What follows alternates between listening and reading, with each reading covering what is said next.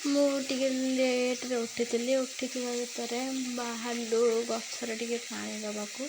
ତ ଆମେ ଯାଉଛୁ।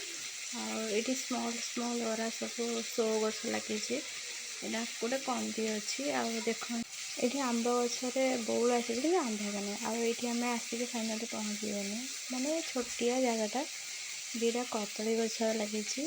ତା ସହିତ ଏଇଟା ହେଉଛି ବାଇଗଣ ଗଛ। ତା ସାଇଡ଼ରେ ଲାଗିଛି ଝୁଡ଼ଙ୍ଗ ଗଛ। ସବୁ ଗଛ ଚାଷ ହୁଏ। ଏଇ ଜାଗାଟା ମାଟି ଥିବାରୁ ଏଇଠି ଆମର ଗଛରା ଭଲସେ ହେଉନି। ଆଉ ଯେତେବେଳେ ମାଟି ପଡ଼ିବ, ଯେତେବେଳେ କାମ ହେବ, ମୁଁ ପୁଣି ବ୍ଲଗ୍ ଆଣିବି। ଆଉ ଇଏ ହେଉଛି ସେଇ ଏରିଆଟା, ମାନେ ପୁରା ଏରିଆଟା ଖୋଳା ହେଇକି ମାଟି ପଡ଼ିବ। ମାନେ ସବୁ ପରିବା ଚାଷ ହେବ। ନିଜେ ଚାଷ କରି ଖାଇବା କଥା। ଆଉ ଆମେ ସେୟା କରିବୁ। ଆଉ ଇଏ ହେଉଛି ଆମର ଚାରିପାଖ ଦିଆହେଇଛି ବାଡ଼ କାଳେ। ଆଉ ଇଏ ହେଉଛି କୁଟା।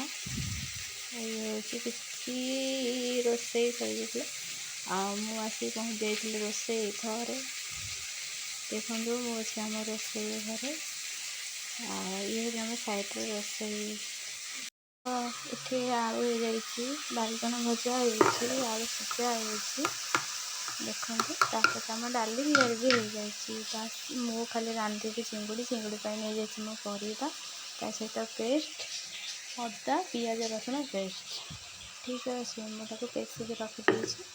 ଆପଣମାନଙ୍କୁ ଦେଖେଇବି। ଆଉ ଦେଖନ୍ତୁ ଭାରି ଗରମ ହେଉଛି। ଆଜବେଷ୍ଟ ଘର ମାନେ ପ୍ରବଳ ଗରମ। ମୁଁ ଚାଲିଲି ଚୁଲି ପାଖକୁ। ଆଉ ତେଲ ପକାଇଥିଲି। ଏ ଚିଙ୍ଗୁଡ଼ିରେ ପକାଇଥିଲି ଲୁଣ, ହଳଦୀ।